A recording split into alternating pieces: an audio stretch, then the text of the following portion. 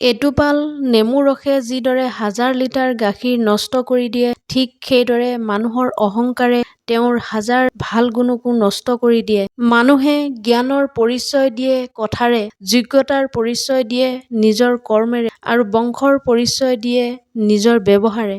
মনত ৰাখিব, সৌন্দৰ্যই হয়তো আপোনাক এদিন এৰি যাব, কিন্তু সুন্দৰ জ্ঞান চিৰদিন আপোনাক লগত থাকিব, আপোনাক সহায় কৰিব।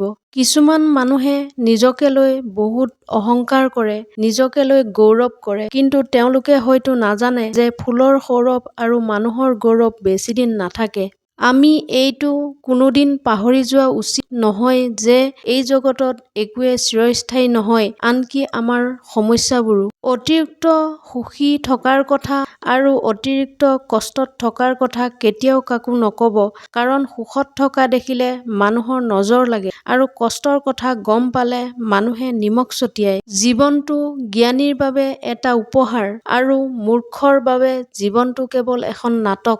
সকলো সময়তে হাঁহি ফূৰ্তিৰে থকাৰ চেষ্টা কৰক, তেতিয়া আপোনাৰ একেবাৰে কাষৰ মানুহবোৰ, আপোনাক ভাল পোৱা মানুহবোৰ আপোনাক দেখি সুখী হ'ব আৰু আপোনাৰ শত্ৰুবোৰে বহুত বেছি কষ্ট পাব।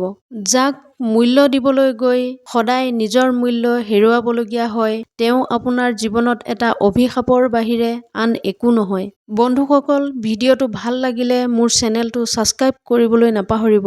নতুন এটা ভিডিঅ' লৈ আপোনালোকৰ ওচৰলৈ আহি আছোঁ, তেতিয়ালৈকে আপোনালোকক ধন্যবাদ।